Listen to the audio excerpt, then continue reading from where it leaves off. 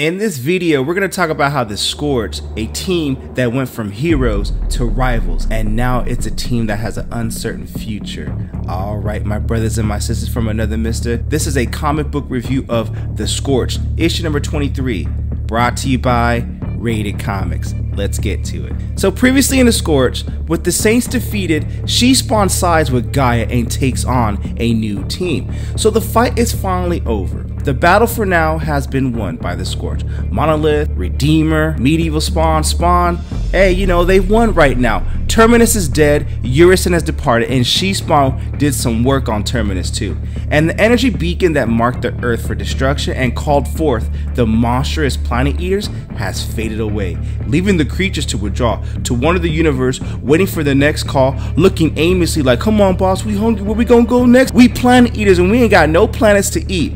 But for now, our heroes celebrate its victory, but it was not without loss. This victory came out of loss, so how can they really celebrate? Sorry internet, kind of contradicted myself, a little bit dramatic here, but hey, work with your boy, alright? So Medieval Spawn points out the obvious, that they beat their adversaries, yet but somehow it does not feel as if they won. Why, says Monolith, because your so-called leader abandoned you? She-Spawn left to serve Gaia. I've seen traitors like her before, says Monolith. He adds to that, you know, She-Spawn gone, she was her leader, but Redeemer is defending her. You're wrong. Jessica wouldn't do that, not willingly. She did that for a reason.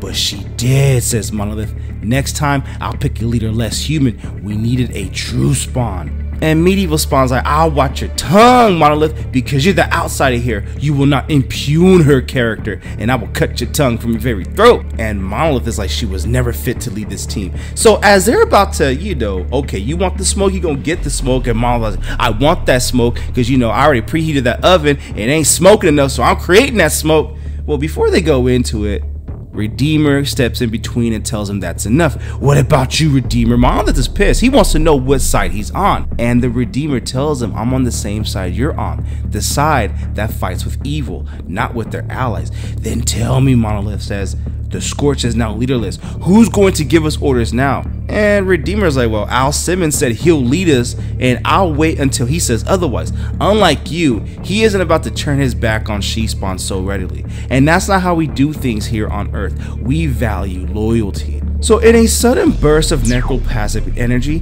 they disappeared. Spawn and She-Spawn. This exactly carries on from the last issue, issue number 22. And they only appeared back at Spawn's base, away from distractions, away from others, or influence. And Spawn tells She-Spawn, it's time to talk, Jessica. And Jessica's like, hey, I ain't got nothing to say. I'm with Gaia now. It's that simple. Actually, it's not that simple. Oh, why, says She-Spawn. You gonna hold me here prisoner and give me a lecture because your life turned out so perfectly?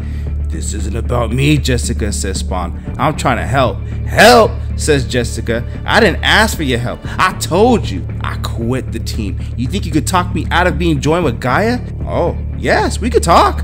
But I'm happy to do more if it comes to it. You better watch your tongue, says Al. And Jessica's eyes turn green like, you don't want this fight, Al. I promise. I got the power of Gaia, the power of Greenworld inside of me now. Return me to Gaia, then return my new team as well, because if you've harmed Kingslayer or the Keep in any way, as she gets more energetic, take a breath, says Spawn. Your teammates are fine, though they're in a very long walk out in the Himalayan mountains. And this is going back to that last issue where Spawn apparently teleported him. So Kingslayer and Heap, they're out walking. We see a glimpse of that. Remember, I gave you a chance, says She-Spawn, and this is all on you now. And all this necroplasmic blast just pushes Spawn back to the wall. And while we admire this image, I will take a quick moment to say, hey, if you like the content so far, like and subscribe to Rated Comics YouTube channel. But yeah, let's get back into the content real quick. Her power, it's unlike anything She-Spawn had wielded before. Stay down, Simmons, as she goes down, prepared to do our anti-hero superhero landing on top of Spawn. And the level of that power scares Spawn just a little bit, because he knows Jessica isn't a true Hellspawn, and her body isn't built to endure what she has been given. She lays a haymaker on Spawn, decks him in the face. So she tosses it to the side, because Spawn knows eventually she will burn out permanently from all that power. It's called too much power, man, and you ain't ready to handle all that power. But she doesn't know it yet, because she believes she now serves a higher purpose. a calling for a better destiny. As She-Spawn approaches Al and she looks at that smoke that, that Al Simmons impacted on. Stay down, Al. You don't know what you're up against. The war between heaven and hell is no longer a concern for her. Touched by Gaia, Jessica Priest has spiritually ascended to something far more than human. And she feels that she's something more akin to a god. But she's about to learn power isn't the only thing that matters, or that she's the only one that has a destiny to fulfill.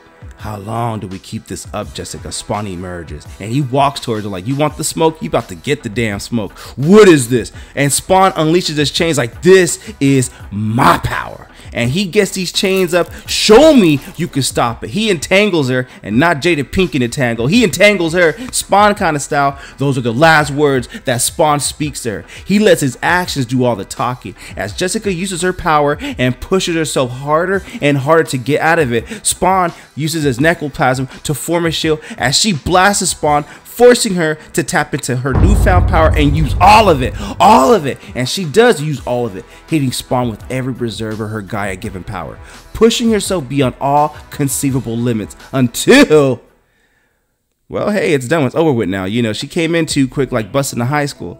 Now, Spawn tells her, Jessica, are you back with us? Yeah, I am.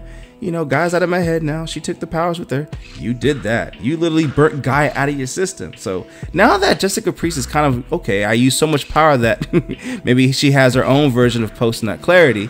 She wakes up and she's like, I feel like I did things I shouldn't have. It'll take time to clear up, says Al. Gaia forced you to lead a team for her, to make it seem so important, so urgent to you. She was trying to implant aspects of herself onto you. How? When she brought me back for the dead, says Jessica, and that's referencing the Scorched issue number 19, which we did cover on this channel. Actually, we covered all the issues of Scorched on this channel, so if you want to go to the end of the video, after you watch this video and check out the playlist, hey, you can get caught up and binge watch all you want. You were never dead, says Al. You came close, but that was the opening Gaia needed. An opening so she could reset you. But I invited her in on some level by thinking about wanting to quit the Scorched. Well, you're right. She caught you when you were down, says Spawn. But this war and your enemies will exploit any sign of weakness, so I need to know. Can we count on you? We need you on board completely and absolutely.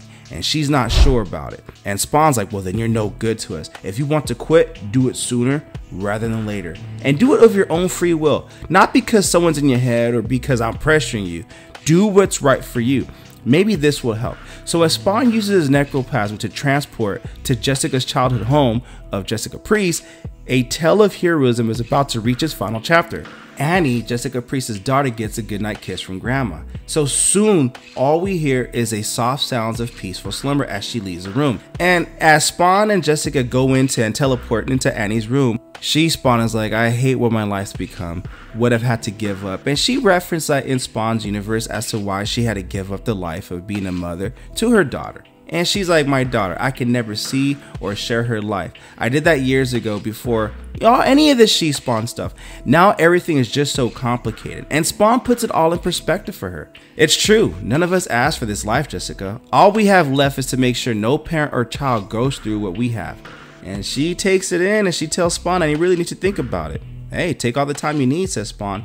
And as she lays down and falls asleep next to her, Spawn will stand guard over these two until the early rays of dawn in the morning. Now, after she does all that, Spawn teleports him back to Russia, the headquarters of the Scorched. And as they emerge, Monolith and team are waiting for her. Did she learn her lesson, says Monolith. I'm not in the mood, Monolith. Medieval Spawn is more concerned like, is she okay? She's alive, but she needs rest. Her body and mind, they'll all need time to heal. And after that, she has a decision to make, says Spawn. And Redeemer's like, and what does that mean? That she's still thinking about quitting the team? And they call out for Spawn and he just disappears because their questions go unanswered. Spawn retreats into the shadows, departing in a very ominous silence. And now this disquieting pall falls over the room as the fate of Jessica Priest and this team is now very much in question. And that's where we end this issue of The Scorched, issue number 23. They go from heroes to potential rivals and the team's uncertain future because Jessica is not sure what she's going to do next. Obviously, I personally think she's going to join back with The Scorched. That's just my opinion because, I mean, come on now. But then again, if she goes into another direction, then that explores another avenue of storytelling that we probably have no idea that how this is going to come to fruition. So I'm curious how this is all going to play out. What you guys think of the comic book? Comment below, let me know. Also, link in description if you wish to add this comic book to your comic book collection, and or some of our Rated Comics limited prints exclusives to add to your comic book collection as well. Support the art, support the industry. Lastly, this video is sponsored by coffee, because I do these reviews early in the morning. So if you'd like to buy your boy a cup of coffee, link in description, or donate to the super thanks. But the greatest compliment you guys can do is by liking this video and subscribing to Rated Comics YouTube channel. Thank you again for watching. Until next time.